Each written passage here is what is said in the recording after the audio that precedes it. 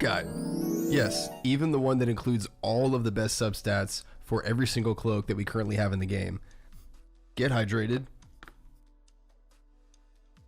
Stay hydrated.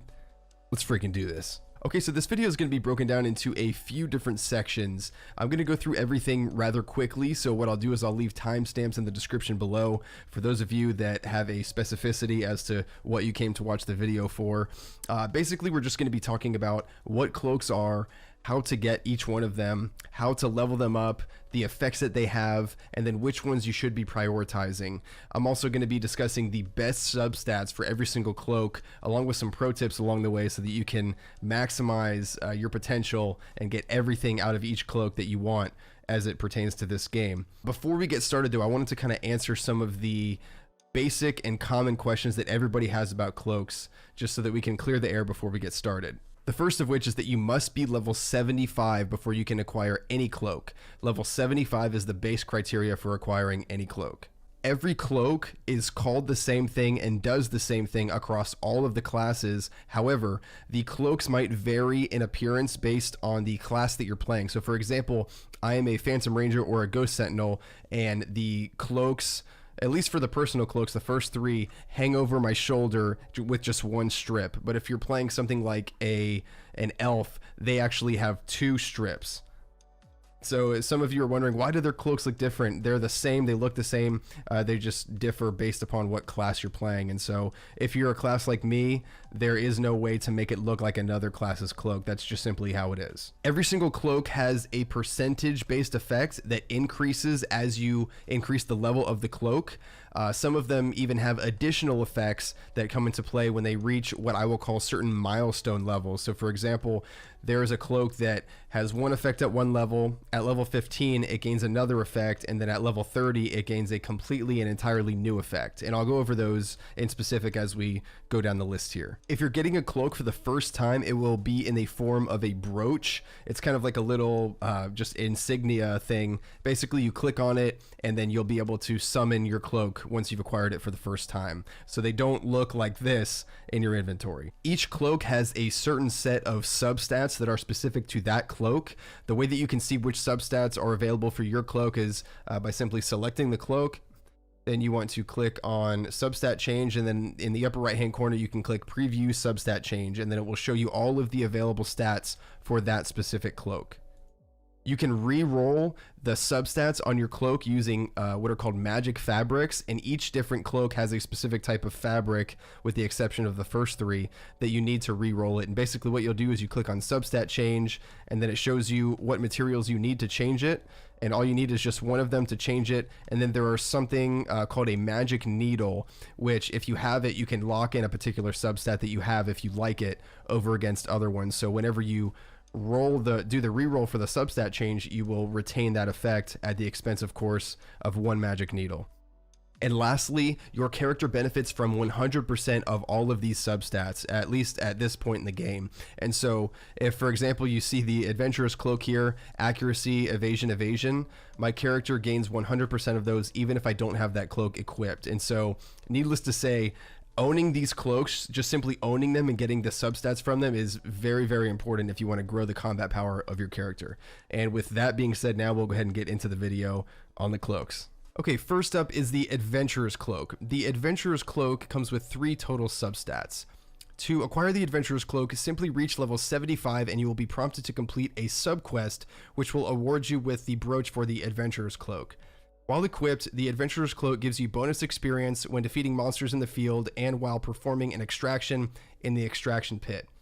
The effect begins at level 1 for the cloak with a 5% experience bonus, and when the cloak reaches level 30, it increases up to a 30% experience bonus in those respective areas. You can level up this cloak with use of just the basic yarn that is awarded through temporal rifts or occasionally in the shop.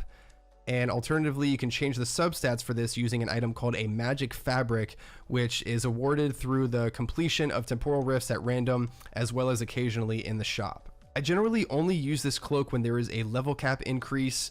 I wear it when I'm in the field doing my subquest for the day, generally speaking just in the morning, and then after that I really don't use it anywhere else, even in the extraction pit. Although it doesn't say it here, but this cloak actually also applies to monsters that are summoned with a summoning stone. Those are considered field monsters, and so if you're doing a summoning stone party with your friends and there's a level push and you want to get experience, equip this cloak and you can get additional experience as well. Next up is the Blood Ranger's Cloak. The Blood Ranger's Cloak comes with 3 total substats. To acquire the Blood Ranger's Cloak, you must navigate to the shop in the upper right hand corner, then go to Special Shop, then Equipment, then scroll all the way to the right, and you will see in the top right hand corner there the Blood Ranger's Cloak brooch, which is available for purchase for 2,000 blue diamonds. Unfortunately, this is the only way to acquire this cloak as it stands right now. While equipped, the Blood Ranger's Cloak gives you a chance to acquire an item called a Scrap of Blood upon defeating a monster in an elite dungeon that has the Evil of Blood title above its head.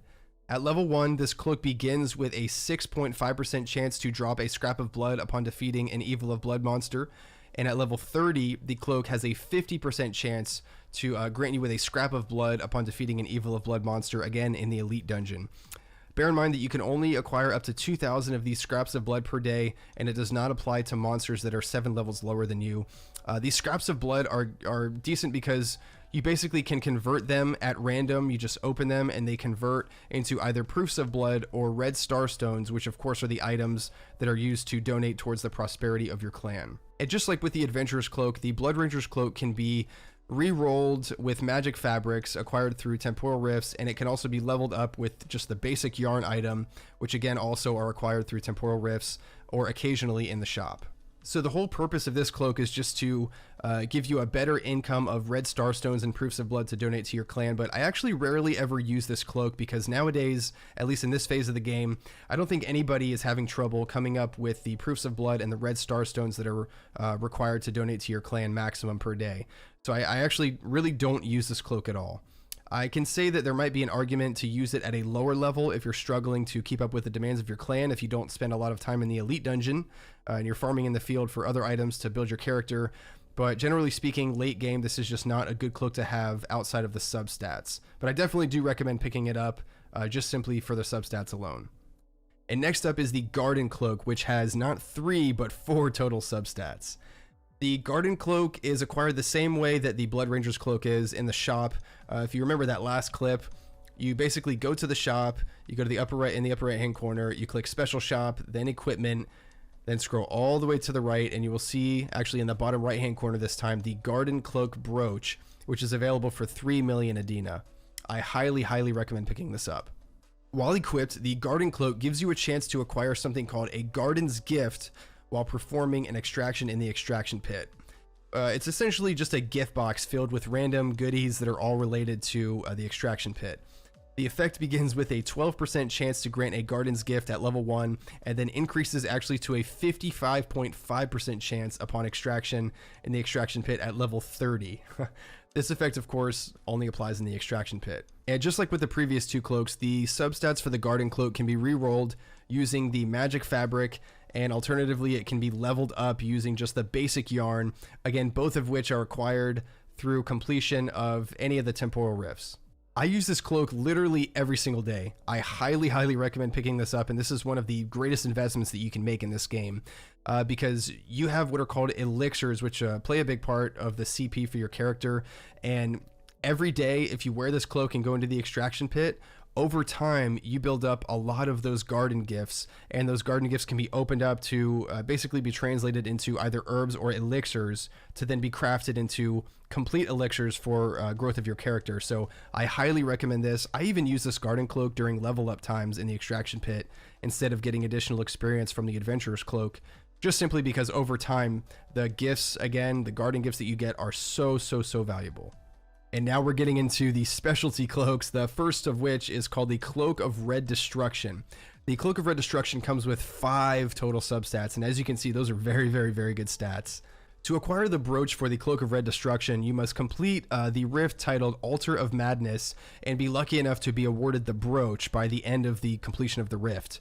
Of course, the higher the difficulty, the higher the chance you have of the boss dropping a brooch for you at the reward screen. While equipped, this cloak has a chance to briefly grant you a defensive shield upon taking damage, which makes you immune to a monster's attack.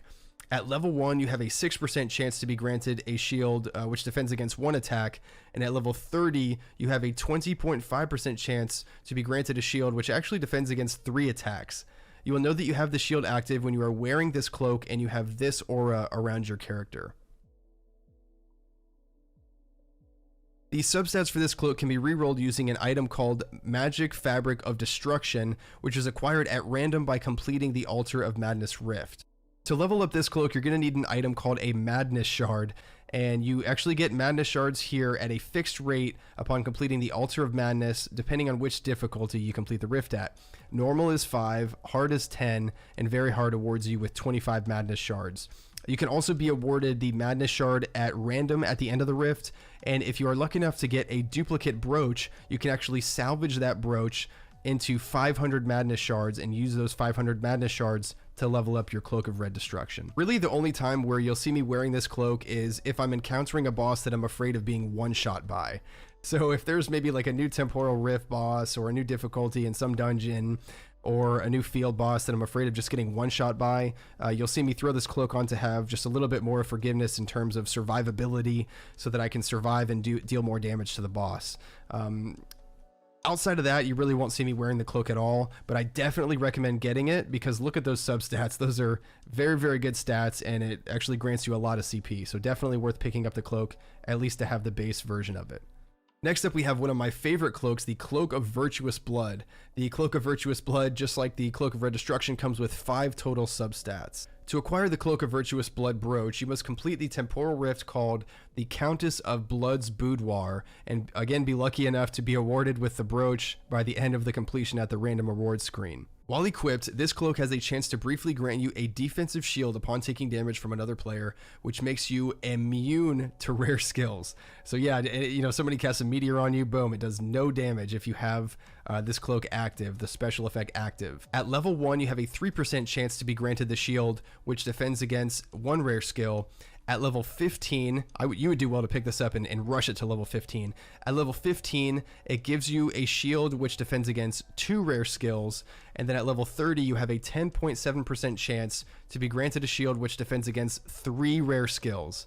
Of course, the shield lasts for 7 seconds when it procs, and you will know that you have this effect procced. Just like the previous cloak, the Cloak of Red Destruction, that green aura around your character means that you have the Cloak of Virtuous Blood effect active while it's equipped, and that green aura is around you. The substats for this cloak can be rerolled using an item called the Magic Fabric of Virtuous Blood, which can be acquired at random through the completion of the Countess of Blood's Boudoir Temporal Rift. And just like the previous cloak, the Cloak of Virtuous Blood is leveled up using a special item called the Trish's Tear, found within the Countess of Blood's Boudoir Temporal Rift. The Trish's Tears are granted at a fixed rate, depending on which difficulty you complete the rift at. Also bear in mind, there is Nightmare mode available as well, if you're a higher level player. And these Trish's Tears can also be acquired at random through the completion of the rift at a higher amount. And then again, if you get a duplicate brooch from this rift, if you're lucky enough to get that, you can salvage the brooch and get 500 Trish's Tears to use to level up your Cloak of Virtuous Blood. This cloak is actually of a very, very high priority for me. I would argue that this is the best cloak in the entire game for PvP, at least at this state in the game with the given cloaks that we have now.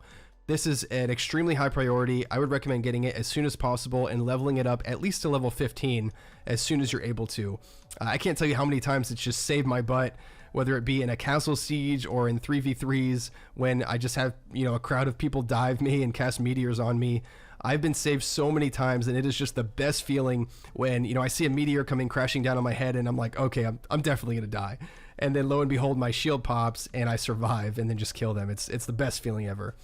Another thing to note is that this cloak actually is pretty much active anywhere except for the field and in elite dungeons. So it only applies in the arena, fortress siege, castle siege, clan hall, extraction pit, and 3v3 arena counts as well. I think that just counts as an arena.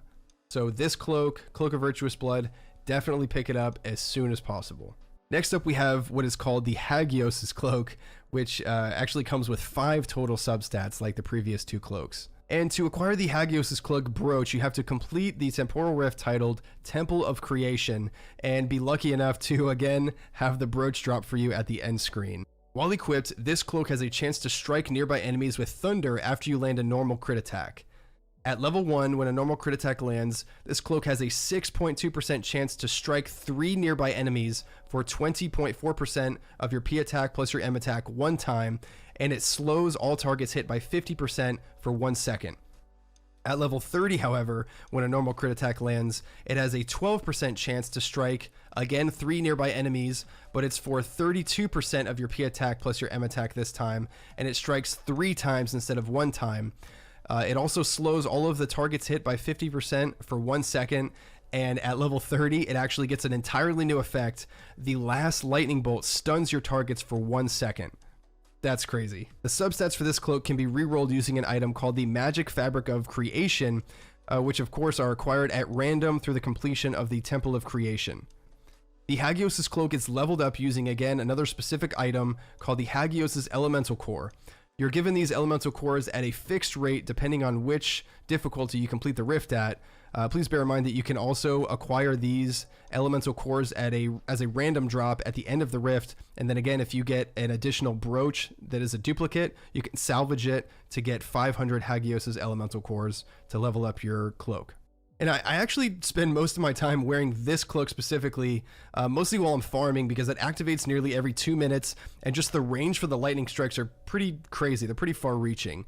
What this means is that essentially every 2 minutes, this cloak strikes and brings towards me at least 3 monsters so that I can kill them, which actually greatly increases my efficiency while farming. So I highly recommend this cloak.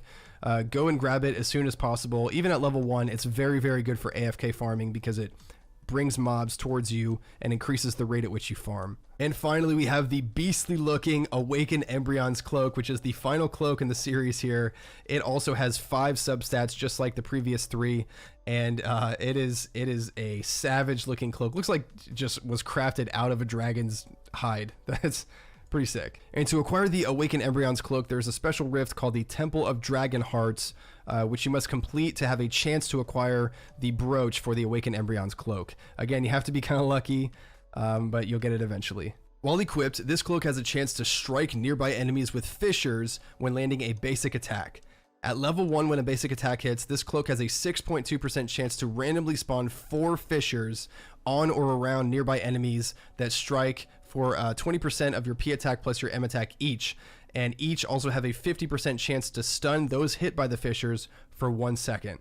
At level 30, however, when a basic attack lands, this cloak has a 12% chance to randomly spawn not 4 but 8 fissures on or around nearby enemies that strike for 28.7% of your P attack plus your M attack each, and all have a 100% chance to stun those hit for 1 second. The substats for this cloak can be rerolled using an item called Earthen Dragon's Magic Fabric, which of course are acquired at random by completing the Temple of Dragon Hearts Temporal Rift. The Awakened Embryon's cloak, of course, is leveled up with another special item, and this one is called the Dragon Scale, which is acquired at a fixed rate depending on which difficulty you complete the rift at. They can also drop as a random drop at the end of the rift, and then additionally, if you're lucky enough to get a duplicate brooch, you can salvage it to get 500 Dragon Scales for use with leveling up your Awakened Embryon's cloak. This cloak actually has a bit of a niche use, and I say that because if all of the fissures hit your target, this cloak actually has the highest DPS in the game as far as cloaks are concerned. So I actually use this cloak during boss fights where, say, the boss is large enough to be hit by as many fissures as possible, while I'm not at the same time afraid of being one hit by the boss enough to where I would want to use the Cloak of Red Destruction instead. But this is a very, very good cloak for DPS if you're wanting to min-max the damage output that you have in terms of boss fights. I will also say that this cloak is particularly good for melee classes, especially in PvP scenarios, because of this cloak's potential to damage and stun enemies around you so that you can get away in the event that you get overwhelmed by attackers. If you're a melee class, you're going to be up close and personal the entire time anyway, and if this effect procs while you're fighting somebody or while somebody's attacking you, it'll either help you kill them or get away. So it's a very, very nice cloak to have in that situation, if particularly you're a melee class. And now it's time for some pro tips. All right, I was debating putting this segment in the video, but I want to make nice content for my subscribers. Subscribe. And basically this is just kind of some top tier, top level stuff that a lot of you I think are not aware of. So here you go. You remember those clips that we saw earlier showing you what the different effects the cloaks look like. Those were all shot, that whole clip, all 3 of them were in about a 30-second time frame. What that means is that there is no cooldown in between cloaks. Certain cloaks have different cooldowns, like let's say the Cloak of Virtuous Blood, the PvP cloak, has a 5-minute cooldown. It can only be activated once every 5 minutes. But if it activates and then you switch to a set with a different cloak, that cloak will activate almost immediately. And so, for example, if you are in 3v3 and you start with your PvP cloak, you fight until your PvP cloak pops, and then you have another set or another deck, basically another preset layout with your PvP gear, all your same skills, but it has a different cloak. You can immediately change to that cloak and then get the effect of that cloak. So sometimes what people will do is they'll start with their PvP cloak, they'll wait till it procs, they'll get defense from it, they'll get the rare skill immunity from it, and then they'll switch to their Hagios cloak. And then when their Hagios cloak pops and stuns them, they'll switch to their Awakened Embryon's cloak, and then they'll get stuns and damage from those fissures, and then they'll swap back to their normal PvP cloak. And if 5 minutes have gone by, then of course you'll just start the cycle over again. So every cloak has a cooldown for the cloak itself, but the cloaks don't have a universal cooldown. So hypothetically speaking, if you could equip all of the cloaks at once, all of their effects would go off at the same time. And so use that to take advantage of it in PvP situations. You're welcome. Okay, next up, the long-awaited, the one that most of you guys want to see, are the best substats for the cloaks. I'm gonna go ahead and just show it right now up on the screen here. Okay, and so what I've done is I've made a nice little delicious spreadsheet for you guys that's going to lay out all the best substats for each cloak. They range from best to good, decent, all the way down to not good, which stay away from those. Then there's a disclaimer that says certain stats might be ranked differently for different cloaks, and that's simply because certain cloaks have access to stats that other cloaks doesn't. So for example, if you look at the Adventurer's Cloak, max HP is the best for that cloak. And then if you look on the other side, the Awakened Embryon's Cloak, max HP is only decent. And that is simply because the Adventurer's Cloak does not have P defense or M defense or crit rate or crit resist in their stat pool. And so that's just so you're not confused there. So let's go ahead and get started. The Adventurer's Cloak, max HP is technically the best stat for your character, although you actually do get the most CP from evasion and accuracy for that one specifically. So if you get any of those, just be happy with that. Don't be a stickler about that one. The Blood Ranger's Cloak, crit rate and resilience are going to be king there. Crit rate is a fantastic stat, and resilience is also a fantastic stat for PvP and PvE. And then crit resist is decent. If you get evasion or accuracy, I would probably reroll those as well. Next up is the Garden Cloak, resilience and penetration, pretty much the best also. Same thing as the Blood Ranger's Cloak, go for resilience and penetration. Crit resist is okay, I would stick with that. Evasion and accuracy, you'll get good like CP from it, but it's not going to be the most optimal thing to have on that cloak. Now when we get into the specialty cloaks with the most stats, with the largest stat pool and the largest actual stat bonus, starting at the Cloak of Red Destruction, this is where it's going to get important. The first two, the Cloak of Red Destruction and the Cloak of Virtuous Blood, are both offensive cloaks. So P attack and M attack are going to be hands down the best. Resilience is good too, but you get the most CP and I think the most benefit from P attack and M attack for both of those. All of the other stats are meh, just in comparison. P attack and M attack are the best. And also bear this in mind, even if you're like a class that doesn't use one of those, so I am a Phantom Ranger or a Ghost Sentinel, I go for P attack. Even if I get an M attack roll, I would keep it too, because certain skills like rare skills and cloak abilities scale on the basis of your P attack plus your M attack. So no matter what class you are, if you get a P attack or an M attack roll on those, just keep it. Don't worry about being a stickler. Maybe until later when you have nothing to do and you're bored and you have just hundreds of magic needles to reserve and keep the rolls that you're getting, then you can, you know, if you're like a Planeswalker or an Abyss Walker, maybe go for all P attack, but P attack or M attack are going to be king there. Moving on to the defensive specialty cloaks, the Hagios' Cloak and the Awakened Embryon's Cloak. P defense and M defense are the best stats. Any variation of those in the good stats below it, penetration and crit resist for the Hagios' Cloak, or crit rate and crit resist for the Awakened Embryon's Cloak, those are perfectly fine too. But P defense and M defense are going to, again, give you the most combat power, and it's going to basically just be the best because the stats are huge. It's a lot of CP. Anyway, so I'm going to just take a screenshot of this, do whatever you need to do, pass this along for kind of a quick reference there. But that is it for the best cloak substats. Okay, so that is going to do it for the cloak guide. Thank you very much for those of you who stuck around for the whole thing. I hope you learned something new. I would like to end the video with a challenge. A challenge. Hold on. Stay hydrated. The challenge is, do you have more combat power than I do from the cloaks? I feel like I have the highest that I've ever seen, at least for the people that play in the region that I play. I'll click through the cloaks real quick.